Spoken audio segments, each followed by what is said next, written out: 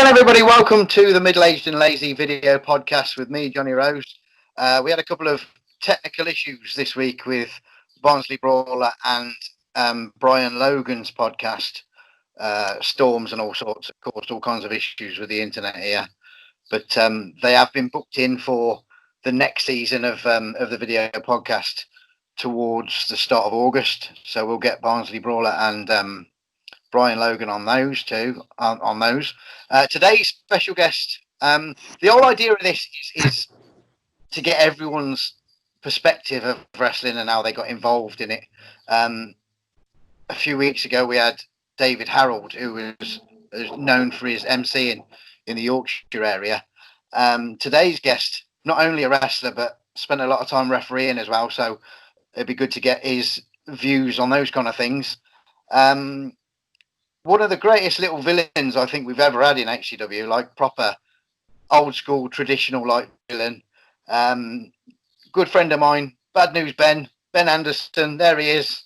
Hello Ben, you all right, mate? How you doing, John? You okay? Thanks for having me on. No worries. Thank you for coming on.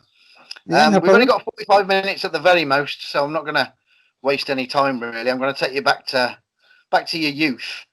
And were you a fan of wrestling growing up? Honestly, I didn't get into it till about 11 or 12 years old when my friend at school says, do you watch the wrestling on a Friday night, 6 o'clock? That was WCW Worldwide. And That was it. I started watching it. That was it. Right. So you started watching WCW like that. That's a rare thing in itself, because like most people in their young days are WWF people, aren't they? So do you remember some of the first that you saw?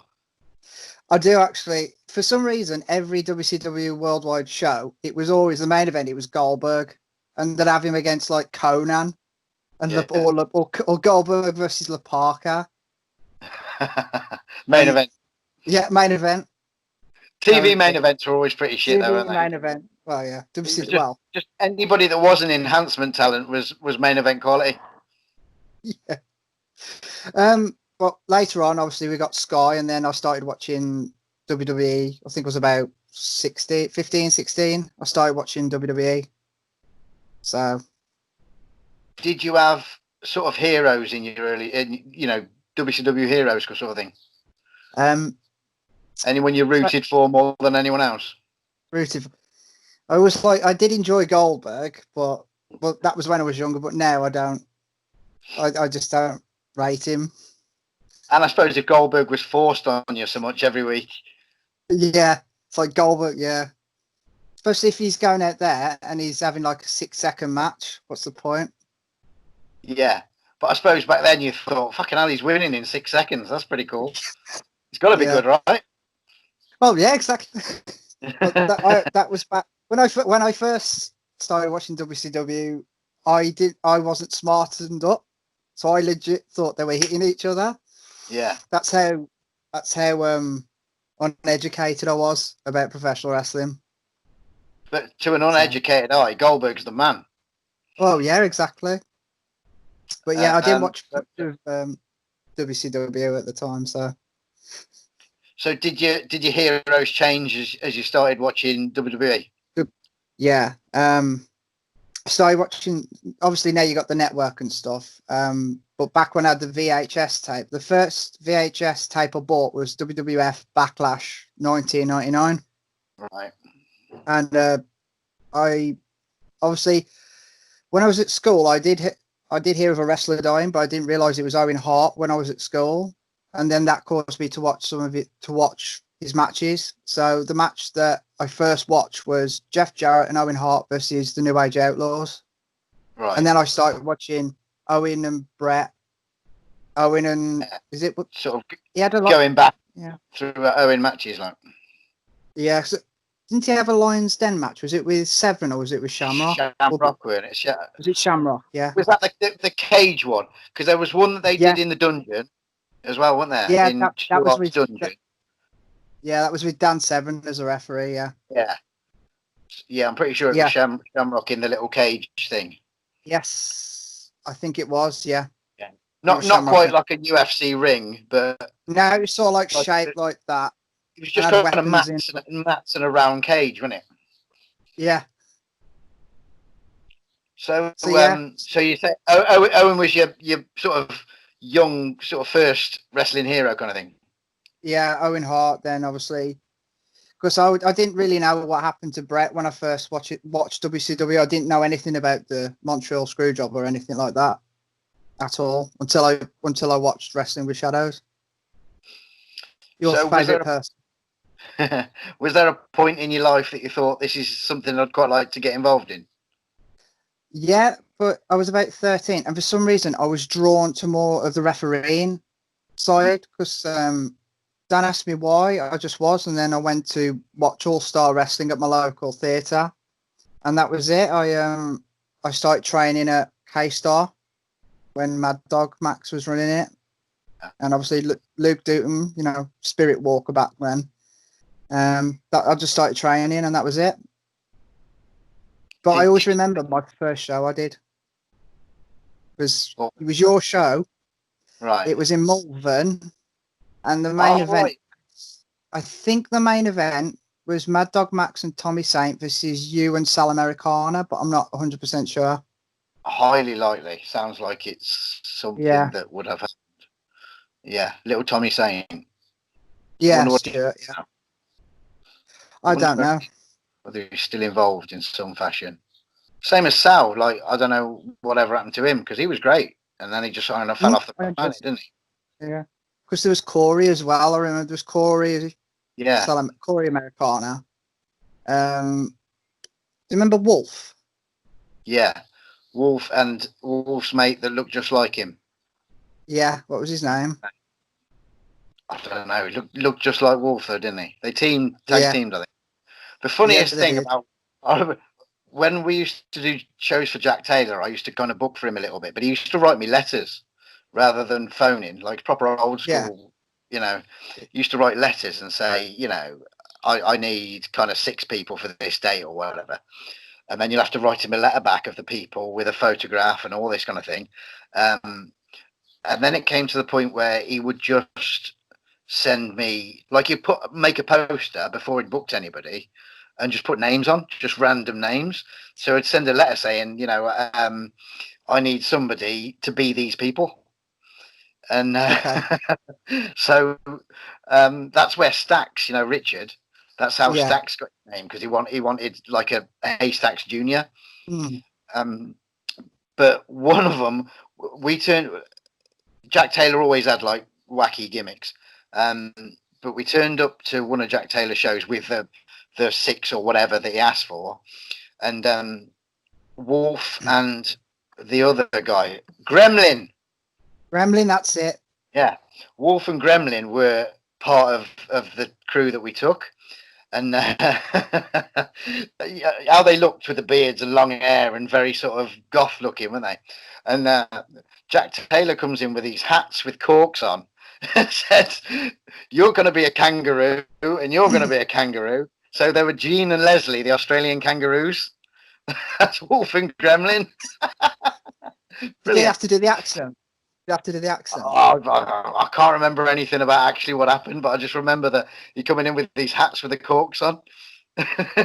So Wolf and Gremlin, these goths for Australian outbacks. It was brilliant. Surreal, to be fair.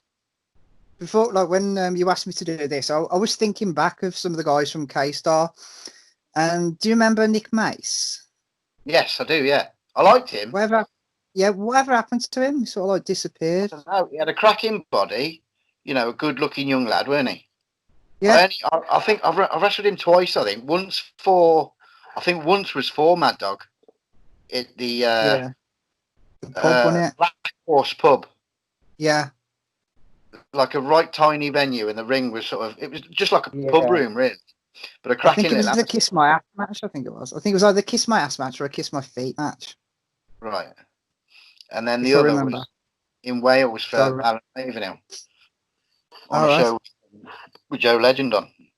I was here the other time, but no, we with him. Nice to be around.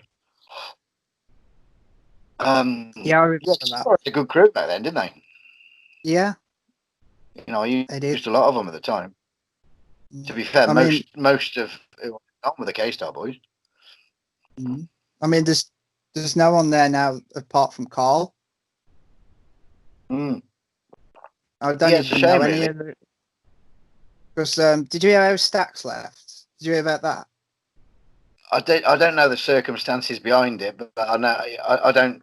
You know, I still see the posters and things of because they still run a couple of shows, don't they? The K-Star. So Yeah. you see the pictures on the poster, and I thought, well, he would have been there on it if he was there. But I don't know All I how it all. was told. Yeah. All I was told was that Carl offered to help with the promotion, like the promoting and that, and Stacks refused it, and he said he refused to walk. He said, "Oh, I'm going to walk out." And apparently he started walking out slowly, thinking someone would tell him to stop. And he just walked out. No one even called him back or anything. Well, there we go. Don't make threats that you're not going to carry out, innit? Mm. Well, what can you do? So, what year would you first have been? First year of what? Sorry. First year reffing. That first one that you did, your first show. Was it? It's got. I think it was about 2004. Yeah, I was going It's to say got to have mid been. 2000. I first got back together. Well, you know, like I first got friendly with Mad Dog in 2004, early Yeah, part I think. of February time. So I guess Yeah, you know it was definitely after that for Matt to I have think it been was there. November. Something says November, but I could be wrong. Yeah, Yeah, sure. We yeah, it was went to. November. I think we went to America in November of 04. I don't know. Yeah, It's a bit blurry, but yeah, yeah, it was definitely after 04 anyway. yeah. It was. So you got pretty regular after that. I Did did. you Yeah. train? Did you train as a referee? Yes, I did. Yeah, Yeah. Okay. I So did. so Yeah. that's again like quite rare in itself that you were a WCW fan before anything else. Quite rare in itself that you trained as a referee before anything else. You know, it's quite an unusual path to take. Mm. But you always had your mindset that you were going to be a referee, not a wrestler anyway. Yep. Which is again a rare thing because a lot of people want to be a wrestler and then find out that they can't. So do the refereeing. Yeah. I've always said refereeing is a great way in because you're so close to Is. the action that you Yeah. learn so much because you're right there. You You know, learn I learned psychology. I learned yeah, psychology. Jake the Snake said it best. He says, he said, start off as a referee was the greatest thing because he learned psychology. yeah. Yeah. A lot of the good ones did. Ricky Morton did. You know, and there's not many better babyface than him. Mm. So where did you go? What were your sort of regular promotions at that point? Well, when it was K-Start, and then obviously something happened with Mad Dog and Steve Logan or something. I don't know. And then they weren't running shows. I got a phone call off Stacks. I don't know when it was, a couple of months or a few months after, saying they were back up and running, and that was it. I started back with K-Star, and then I got couple of gigs with Brian Dixon, you as well, your promotion HCW at the time, LWL with that ridiculously hard boxing Yeah, ring. old boxing ring. Yeah, PPW. I did work for a bass as well. Oh yeah. Yeah, I worked for a bass. Yeah, and AWW as well. All Star must have been pretty cool. Yeah, I actually, I did a tryout in Cannock, Prince of Wales, literally like 10-minute drive, and then I did. No, was it that one or was it? No, it was Stoke. I did first. I beg your pardon. I did Hanley first. I did the whole show. Which is a great venue, like a legendary Oh, venue. yeah, yeah, because all the greats like Haystacks and people Yeah, like that. literally everyone's been there. You know, a lot of TV came from there. You know, the Yeah. Saturday TV show came from there. Mm. I mean, I met Doug Williams. It was the first time I met Doug Williams. Such a Yeah. good. He's cool. I like Doug. James Mason obviously was there, and Dean I don't. Ormark, Robbie Dormark, and I don't think there's many better than James Mason. I think he's Mhm. the He's best, just a British the wrestler. best Yeah, unseen British wrestler. You know, it's a shame he's unseen, but at the same time, he doesn't need to be seen because he's made a living for it for so long. You know, yeah, not being on TV hasn't hindered him in any way because exactly. he's And working every night. So who needs TV? It's he's got he's his done own fine ring as out. well. So, Yeah, yeah, we so certainly have. yeah. You know? And now he's a trainer at NXT UK, isn't he? Is he?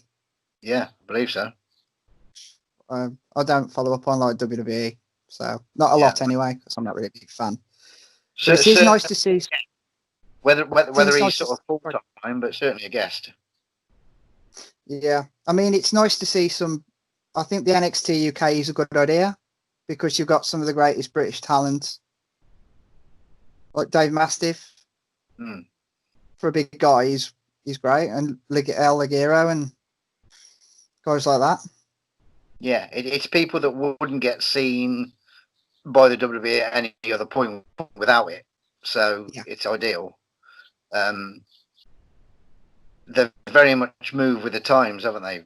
WWE. they You have. know, at one point they were almost anti-independent, but WWE have gone full circle to the point that now they're just like they used to be in the 80s, where they're buying all the independent talent.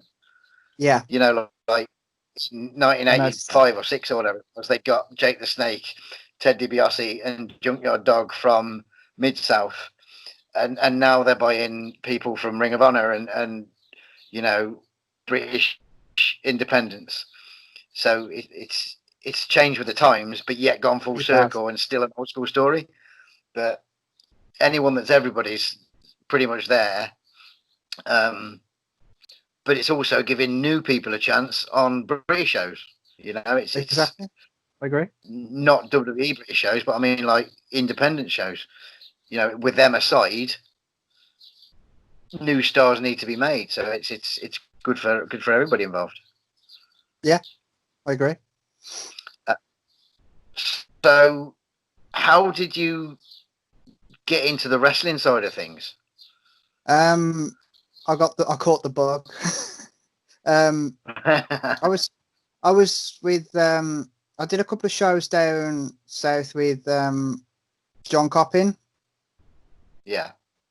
Luke invited me down, and I was gonna manage Luke down there, but I ended up refereeing the show. And then the following day, it was just like they were training, and Luke says, "I'll just join in with the tag match," and so I did.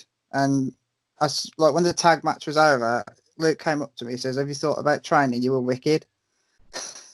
So then he opened up a school in Rugeley near me. That was when it was UPW.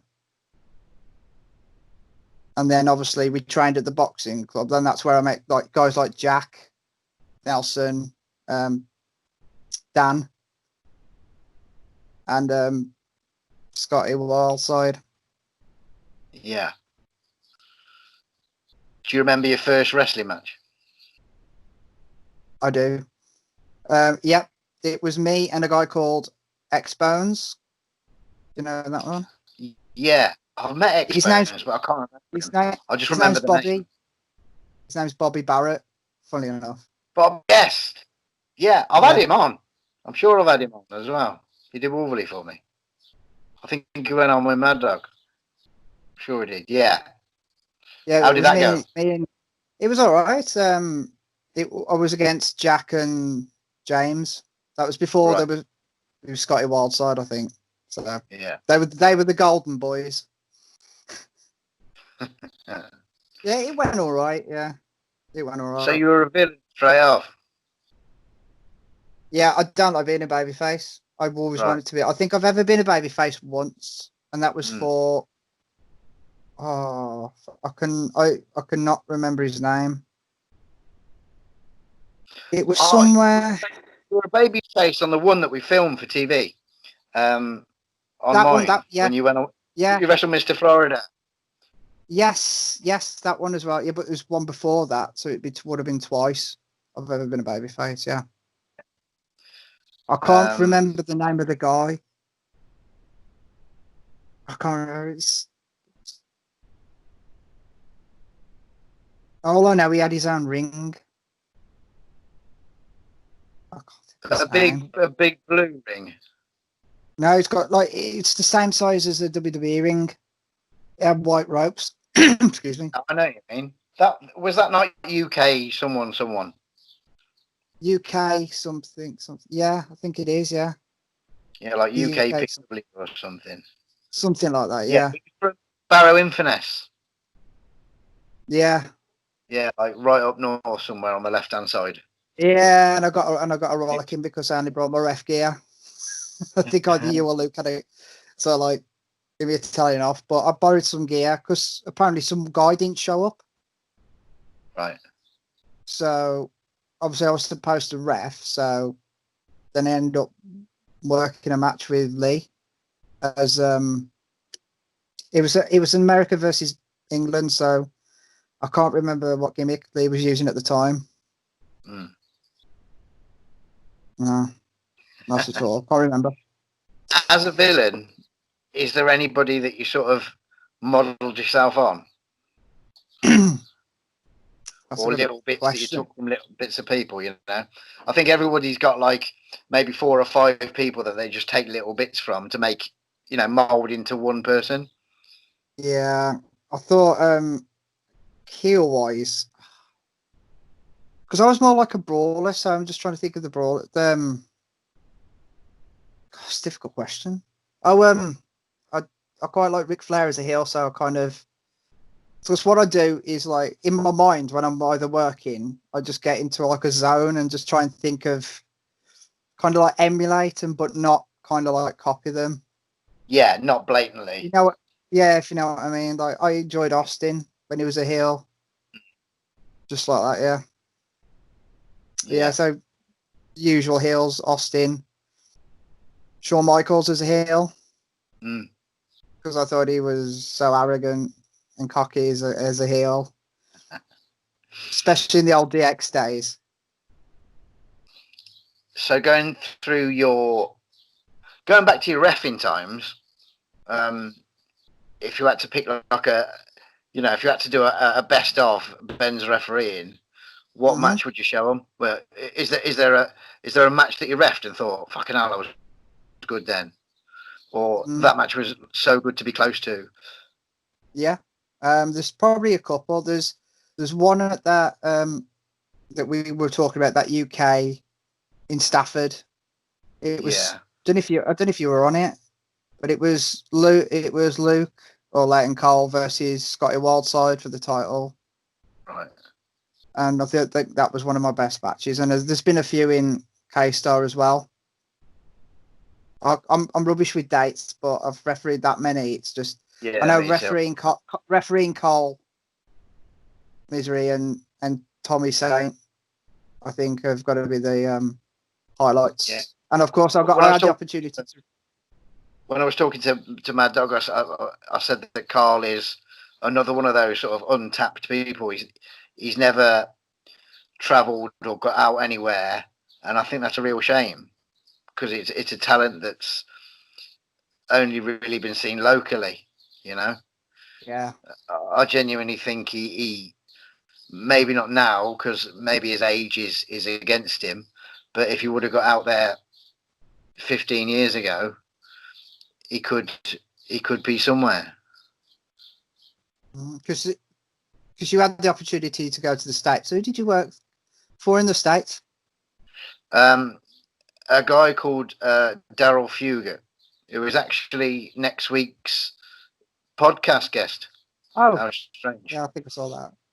Yeah, he's he wrestles as Sean Christopher, and cracking guy, real sort of old school Kentucky villain, but cracking baby face as well, but proper sort of like a Buddy Landau kind of without the blonde hair.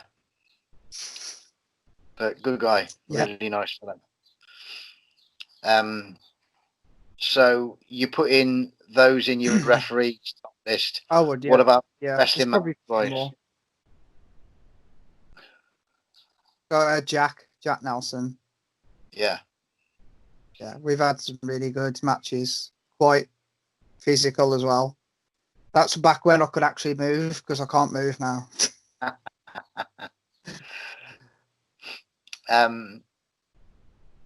As you got older, you got more educated in wrestling and started watching different things. I mean, we've had conversations about all kinds of wrestling, privately. Now, is there a specific, if you had to pick one time period or one promotion or anything like that to watch, what would it be? I'd Like have for to me, say, I didn't know Smoky Mountain existed 20 years ago, but now I do. That would be, if I only had to pick, if I could only watch one promotion ever again, that's what it would be from those sort of 4 years in the 90s. I'd say, well, if you remember on Sky, they used to have the wrestling channel. Do you remember that? Yeah. Well, every time World of Sport would be on, or New Japan or anything, I would always watch World of Sport, like joint promotions, because one week it was All Star, then one week it was joint promotion, wasn't it? It was Max Crabtree, and then it was Brian Dixon one week. That's it. So yeah. So yeah, I'd have to that say, was TV I'd have from to say that. 87 on ITV. Those last 2 years was the alternate promotions. Yeah. But was that what was the year it finished? 88. 88. December 8, yeah. Yeah, I wasn't old. I was only about 2. So I genuinely think if All Star might have got on a little earlier, it might have had a chance of staying because they had younger talent. The show was brighter. It was more modernised. And I don't know if you've seen the satellite wrestling shows that were on screen. no, I don't. There's quite a few of them on YouTube, like matches from it anyway. But it was like 2 hours monthly, I think it was, on a channel called Screen Sport that became Eurosport, I think. And it was so before its time. It had the commentary team. They did promos and stuff, which was kind of unseen in British wrestling, wasn't it, back then? You didn't have promos very often anyway, if ever, on the ITV show. There was more sort of brawling, a mixture of young and established wrestling names. They could do more. It was more lenient because it was Sky TV, so I suppose there wasn't so much, politics and red tape as ITV would have been. There was a bit of blood and guts now and again. I think if that would have got on ITV, or wrestling could still be on now, I think it. Okay. Nothing against the Crabtree promotion or the set above it. Great wrestling, but I think they just became a little stale. Whereas when All Star came in, it was so fresh, and they had the sides and the Regals and the younger boys that really freshened it up. And by then as well, they had Nagasaki and Rocco and Finlay who had sort of jumped ship. So they had the established names as well as the young boys, and it just seemed brighter. When it was an All-Star week, it just seemed brighter. There was nothing different about it other than the corner pads said a different, like you said, Dale Martins or whatever it was for, It just said All-Star. All-Star for Brian's, but it just seemed brighter. Everything about it was brighter. It was more action-packed. Totally went off on a whim there, didn't we? But I think if Brian would have got in beforehand or managed to get the satellite show, which was Brian's, onto ITV in fashion, that satellite show was like 84, 85, 86. So way before they got on ITV. But it was way before its time. Like I've got a box set of DVDs of it, like every episode. And they also had NWA matches and WWF matches on. Like just one midway through. I don't remember that. It was just a cracking show, really good shows. Like I haven't seen it till maybe 5 or 6 years ago, but way before its time when you think about it. Yeah. I forget what the original question was now, to be honest. But about my refereeing, and then Then Oh it was yeah, like, yeah. What who was period it? would you pick? Oh, also, as I said, World of Sport era, joint promotion, and also, Yeah, yeah. and some of the old NWA stuff Right. as well. Definitely. Sort of mid late 80s NWA stuff. Yeah, like Ric Flair era. Yeah. Like for me, anything 89 time was a classic year for both promotions. You know, 89 at the NWA, they had Flair and Steamboat and Flair and Funk, and WWF had Hogan and Savage. Yeah, You know, so classics really all over the shop. So nothing like today. what's Ben up to nowadays? Um, Not much. I lost my job last year due to mental health issues, and I'm riddled with scoliosis, and I've got a prolapse disc as well. Obviously, with being in lockdown, everything's been difficult, so I haven't really been able to do anything. Yeah, So I've just been struggling a lot. So yeah, obviously I did have the opportunity to come back was it last year in that Legends Battle Royal? yeah, Yeah. But I sort of like, as well as being in pain and my body breaking down, I just was like losing interest, which is kind of sad to say, but I was fed up of some of the politics. But not just because I'm talking to you, but the only place I ever felt comfortable in the locker room was HCW or yeah. AWA, as you want to call it. I it took me years to get a crew without any assholes in it. You know, Mm, sometimes it was sort of politics into booking them, or other times, you know, like a favour for a favour, and you think, fuck me, I have to. yeah, But now, if you're an asshole, you're not there. You know, it's like I want a family of wrestlers. I want a community of wrestlers. You mm, know, a community of wrestlers that are wrestling fans. You know, it's a nice environment. It's a yeah, social outing as anything else. Which I know a lot of the old pros will be like, oh, you know, it should be a job and blah blah blah. No bollocks. Like they were socialising just as much as anyone else. So if they say that, they're full of shit. You yeah, know, like the same old people that say, oh, you can't be a wrestler if you're a wrestling fan. Why the fuck would you do it if you're not a wrestling fan? Like, you know, exactly. that was shunned upon. Oh, you know, you're just fucking big mark. What are you doing it for? You know, Mm, well, surely the reason why you got into it, was, you know, you asked them why they got into it. It was, well, I was a big fan as a kid. Well, then, sorry, yeah, it's the fucking same. It's full of shit. So, exactly. no, it should be a happy place. You know, it should be it's a Should, family. yeah, I swear, yeah, family. yeah, that's what it You've got your should own be. podcast. You got your own wrestling podcast, didn't you? I have, yes. It's the How 100% can people Wrestling get hold of that? podcast. That's on Spotify and it's on Anchor as well. Just type in 100% Wrestling. I've got a Facebook page, which is just 100% Wrestling Podcast. That's as easy it is. Job's a Simple good as. one. Yeah. Get people to check you out. Well, I Yeah. personally think arthritis or no arthritis, you've got another match or two left in you. Oh, don't say that. I've got no gear, so You've only retired 42 times. I I've reckon retired we more times than Terry Funk. got. I reckon we got plenty of chance of seeing Bad News Ben back. Um, we're not far off time. So thanks for joining us, Ben. It's been a pleasure. Yeah, no worries. Thank you very much. Great to see you again. Uh, on what day? What day is it today? It's going to be Tuesday, this, isn't it? So on Friday. No, it's not. It's Friday today. On Tuesday, we'll be joined by Sean Christopher, who was the promoter of HCW in Kentucky. And then next Thursday, myself and Bully Boy Carter are reviewing the very first King of the Ring pay-per-view, King of the Ring 93 from the WWF. So we'll see you all then. Once again, thanks for joining us, Ben. Welcome. Thank you for having me. We'll see you soon. Thank you, mate.